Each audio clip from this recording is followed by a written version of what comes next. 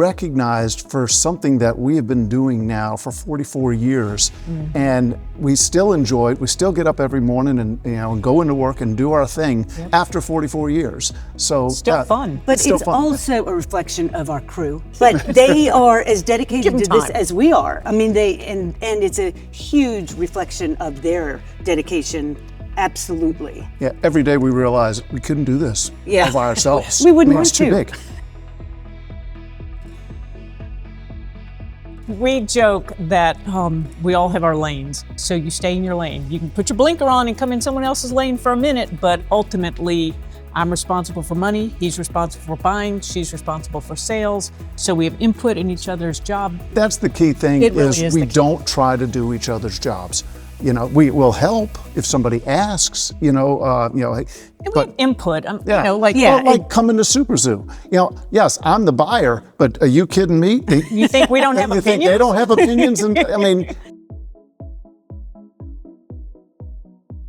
training, and having standards, and we have something. We are complete nerds. Let me just tell you that. Let's start. We have these books called the How to Do Each Duty on the Duty List. First of all, we have a duty list daily, but we have the books, and we call them the Hody Dodles. The Hody Dodles, because it's how to do each duty on the duty list. Because we're nerds and we crack ourselves up.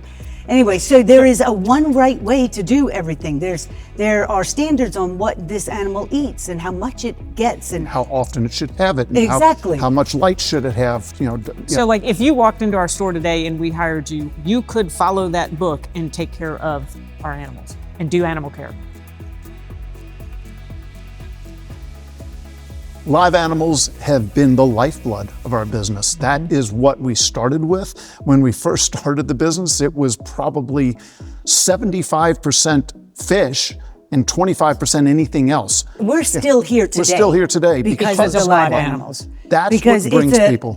It's a draw. I mean, people come in on field trip. We call them tourists, which we don't care. We want them to come in because it adds energy to the store. I mean, you can't have a quiet day if you've got parakeets chirping, or you've got, the guinea pigs or the rabbits or the whatever, And a lot of people, it's the first time they ever get to A, see one of these animals, or B, hold one.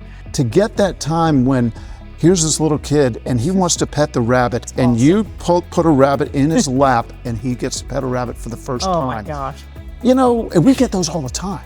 But yeah, we wouldn't be still here 44 years later if we did not have live animals in the store, in one way or the other. Was it you who said, like, without pets, it's just a store? Yeah, we're a pet store, but without pets, it's just a store.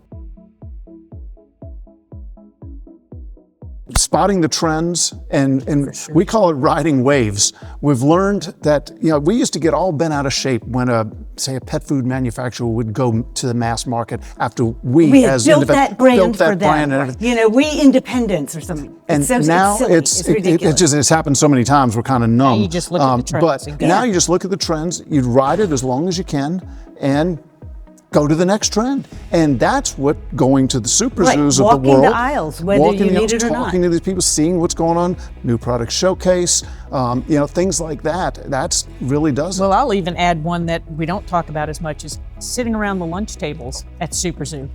That's because a lot of people are shy and they're not going to go and like what Sally said, go talk to that person because they're just not going to come out of their shell. But you sit around the lunch table and you're talking to your lunch mates and you are just getting all these ideas from other store owners in different parts of the country. They do things differently than we do it in the South, maybe. So we grab that idea, or the ability to interact with other store owners. Talk about unreal. priceless. Yeah. Talk to people. Talk to them when at the lunch table, or when you're waiting in line to get your coffee, or when you're just in a booth with someone waiting for someone to be freed up. Chat with whoever's there. Just say, "Do you carry this stuff? How does it do for you? How do you merchandise it? How do you sell it? What do you? I mean, there's so many ways that you can just grab information from people. And you don't get that sitting at home. You got to be at the shows. Well, there are people that sometimes you only see them when you're at the shows. you know, and so to miss an opportunity to connect with and I'm not only talking about, you know, people in the booths, I'm talking about just, you know, other friends who have stores that also show up here. You know, some of the speakers we've gotten to be great friends with. And they've influenced us. And they have influence, yes. So Lynn Swinowski comes to mind. I mean, day of education and stuff here is outstanding. Yes. Yeah. I don't think enough people take advantage of that.